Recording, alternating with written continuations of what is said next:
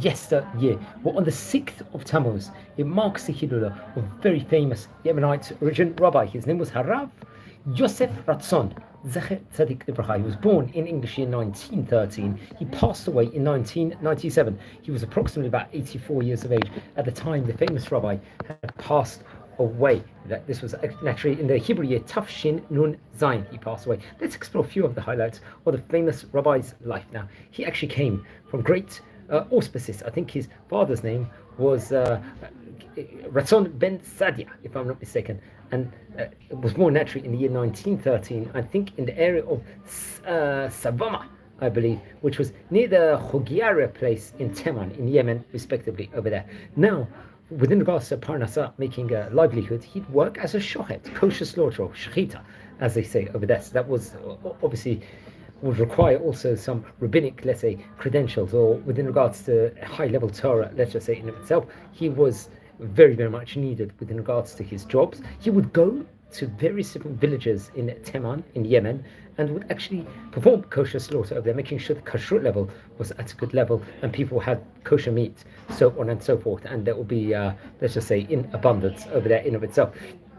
He would also work within regards to writings. He would do and work in other areas, especially in the Kodesh field, in the holy, let's say, Kedusha field in of itself. Now he would go and let's just say gather people, the various different minhagim, the customs of the various different places over there, go from place to place of what was customs, what were the people doing, what was Torah like over there, and he would actually do these writings in the chronicles of the Jewish people of that specific area. He would chronicle all this over, which was a very important thing to do, and let's just say very much needed, especially from Jewish history lens, respectively, over there. So he would go from place to place. Now, good news came in the year 1949. He would make Aliyah to the land of Israel over there. Remember, at that point in time, it wasn't so easy for people to move, especially from Yemen to the land of Israel. It was a lot of traveling. It was difficulties at that point in time, and many thousands of Jewish people would actually make this, let's just say, Aliyah journey in of itself. It was difficulties, as I said, from a health point of view to travel. It was a long travel also, and we've already related over various different rabbis, from the great rabbi from Yemen, respectively. Many of them had to obviously made Aliyah at that stage in time. So he would, I think, eventually end up in the city of Nahariya over there. I think they had a prominent Yemenite community over there, if I'm not mistaken, over there. And he would actually eventually move to an area called Hod HaSharon over there. And he passed away in the year 1997. We're talking about 28 years ago here from time of recording over here in the year 2025, so 28 years ago, he would pass away. He would write 4 different books, let's just say, which come out, I think, during his lifetime. There was a kuntras called the Bi'ur HaShechita, naturally dealing with a realm within regards to kosher slaughter. That was one of the books. Then another kuntras called the Lekach Tov. This was a bio on the Pizmon, Letkiyat Shofar, within regards to possibly connected to Rosh Hashanah, respectively.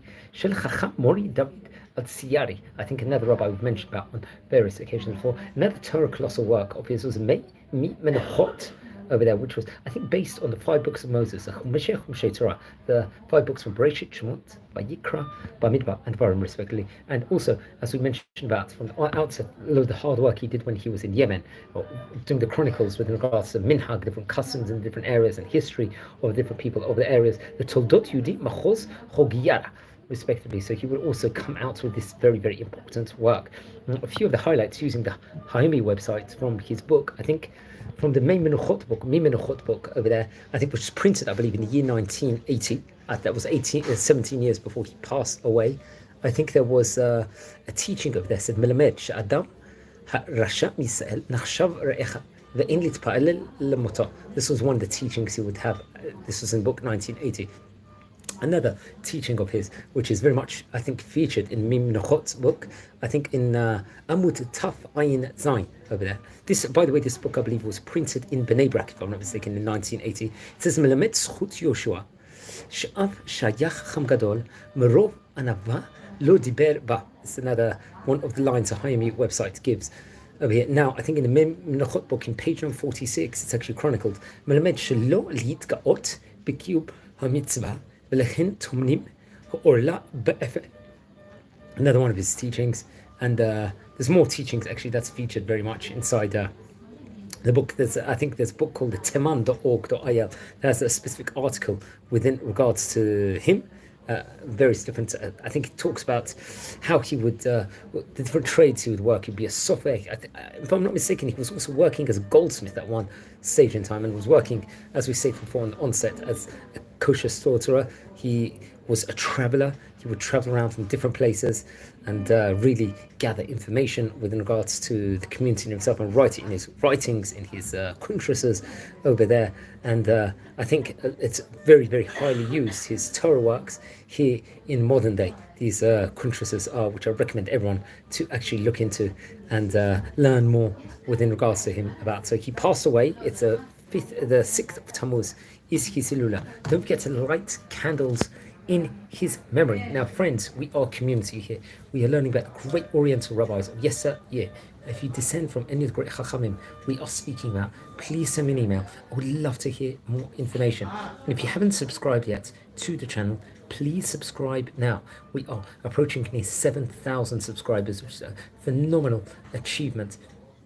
If you feel anyone's interested in watching these videos, please share these videos to other people also, so we can grow. Friends, over here on this channel, we are not just, let's say, concentrating on stories of the famous rabbis we see from the North African countries. One thing also that we're doing, we do Daf Yomi tidbits every single day. We explore the daily page of the Gemara. We do videos on the Parashat Shuvah, the weekly Torah portion.